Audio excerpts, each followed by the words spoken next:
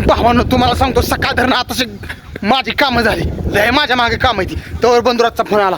आज सकाळ धरणं वडापावला लय गर्दी हॉटेलवर बटाटे संपले ते तुम्हाला सांगतो मी अभि मग का